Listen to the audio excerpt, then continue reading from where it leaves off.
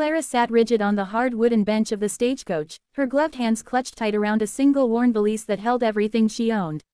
The road jolted beneath the wheels, rattling her bones with each rut and stone, but it wasn't the discomfort that had her stomach tied in knots. It was the unknown. She'd answered an advertisement in the back of a New York newspaper 3 months ago, a widowed rancher in Wyoming Territory, seeking a wife to help raise his young daughter and keep a home. No promises of romance, no flattering words, just a plain, desperate request for a woman of steady character, willing to travel west, to wed without courtship. She'd ridden back because she had nowhere else to go. The orphanage where she'd been working was closing. The city, with all its noise and crowded streets, had grown crueler every year. She had no family, no prospects, and her 22nd birthday had come and gone with no sign of change.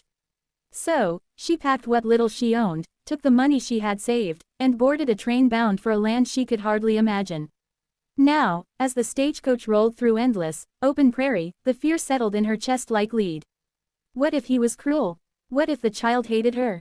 What if she wasn't enough, too soft, too unskilled, too unworthy of the responsibility she'd agreed to shoulder? Next stop, Green Hollow.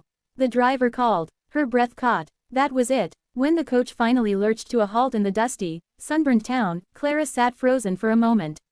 The door swung open, heat rushing in, carrying the dry smell of earth and horses.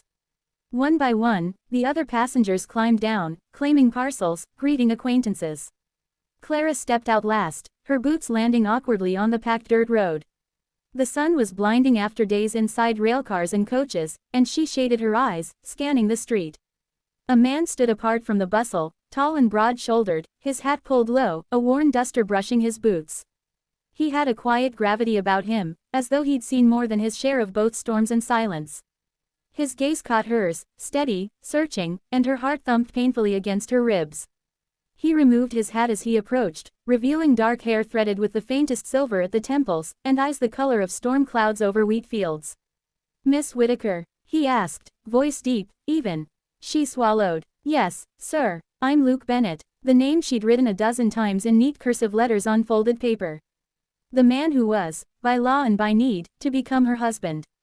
"Thank you for coming all this way," he said, almost gently. "You're welcome," she managed, though her mouth was dry. He glanced at her single valise, then back at her face. Something flickered in his eyes, respect, maybe, or pity, she couldn't tell. He nodded once, then gestured toward a wagon hitched at the far end of the street. "We've got a long ride back to the ranch," he said. Best not to linger. She followed him, her heart heavy, her mind spinning with everything unsaid. The wagon ride stretched into silence, the town falling away behind them until only the rolling grasslands and distant, rugged hills remained. The sky stretched endless and blue above, so wide Clara felt small, like a single stitch in a vast, untamed quilt. Was the journey tolerable? Luke asked finally. "Yes," she said, "though long." He nodded, as if acknowledging a shared hardship. "I won't lie to you," he said after a moment. "This ain't an easy place to live. The winters bite hard, and the land takes more than it gives. But there's peace in it too. Quiet, room to breathe." Clara dared a glance at him. His jaw was strong, lined with stubble. His eyes stayed on the horizon, but his voice held a weight she understood. Loss, perhaps, or weariness. "I didn't expect easy," she said softly. For a long while, they rode in companionable quiet, broken only by the creak of the wagon and the distant cry of a hawk. It was late afternoon when the ranch came into view, a sturdy house of weathered wood, a barn, corrals dotted with horses and cattle beyond. It was not large, nor fancy, but it was a place built to endure. A small figure darted out from the house as they rolled up, a little girl, perhaps 4 or 5, her braids bouncing as she ran. She was barefoot, her dress a bit too big, her cheeks sun-warmed and freckled. "Papa," she called, her voice bright as bells. Luke's stern face softened as he stepped down from the wagon.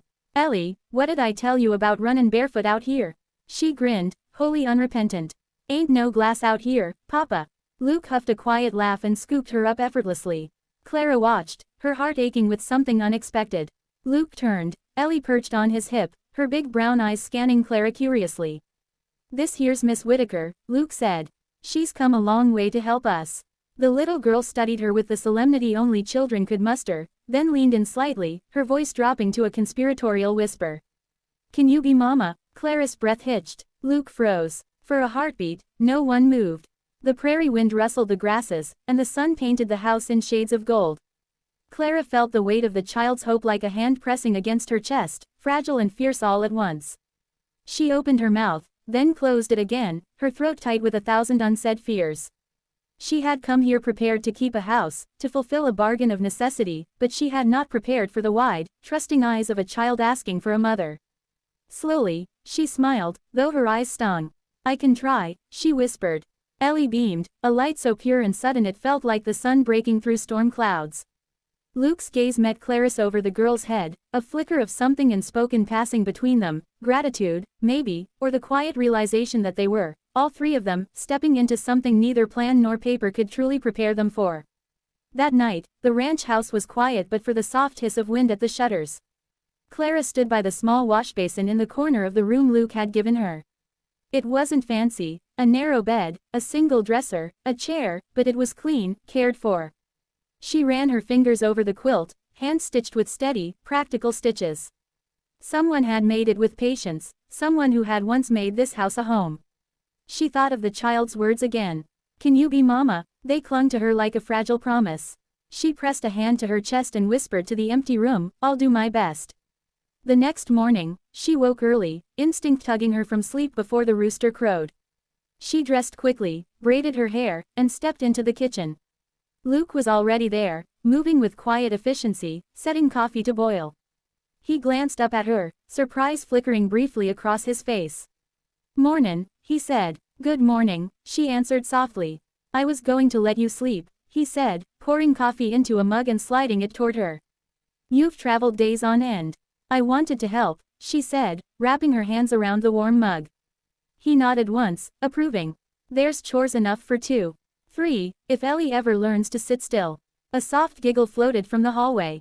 "I heard that, Papa," came a small voice. Luke's mouth curved into the ghost of a smile. "Best get yourself dressed, Ellie. Can't have you runnin' wild before breakfast." By mid-morning, Clara found herself kneading dough with Ellie perched on a stool beside her, little hands dusted in flour, while Luke worked outside with the livestock. The rhythm of it soothed her, the steady push and fold of dough, the smell of yeast and wood smoke, the occasional burst of laughter when Ellie's, helping, scattered flour like snow. "Papa don't smile much," Ellie said suddenly, her big eyes peeking up at Clara. "But he smiled when you got here." Clara paused, her heart giving a strange little flutter. "Did he?" Ellie nodded, solemn as a preacher. "He smiles at me, but different. You make him look like he forgot something bad for a little bit." Clara didn't know what to say to that. Instead, she brushed a stray braid from Ellie's forehead and said, "Your papa must love you very much." "He does," Ellie said with all the confidence of a child whose world was still safe, still whole. Then, quieter, she asked, "You stayin', ain't you?" "Not just for a visit." Clara swallowed. "Yes, sweet girl, I'm stayin'." That night, Luke spoke quietly after supper, as Ellie drifted to sleep on his lap. "I didn't expect her to take to you so fast," he said. Clara looked down at her folded hands. "Children know kindness when they see it. And she's easy to love." Luke stared at the crackling fire for a long moment. "Her ma died birthing her," he said at last, his voice low, even. "Never wanted another woman in the house. Didn't seem right, but she's getting older, needs more than I can give." Clara listened, heart tight. "You've done well. She's bright, strong, that's no small thing." He huffed a quiet, disbelieving sound, like he wasn't used to praise. "I'll keep to my end of things," he said. "You'll have what you need. If you want for anything, you tell me. I may not talk much, but I'll listen." She looked at him then, really looked, the tired lines around his eyes, the roughness of a man who worked from sunup to sundown, the guarded kindness in his gaze. She realized, in that moment, that they were both lonely souls trying to build something steady out of broken pieces. Days turned into weeks. Clara learned the rhythm of ranch life, feeding chickens, patching clothes, riding out with Luke to mend fences when hands were short. She learned the sharp bite of Wyoming mornings, the beauty of sunsets that painted the sky in fire. She learned the quiet language of Luke's care, spoken not in flowers or words, but in the way he repaired the door hinge before she asked, or how he always left the kettle warm on the stove when she came in from chores chilled through. And Luke learned, too. He learned the sound of Clara's laughter, a soft, surprised thing that came like a bird startled into flight.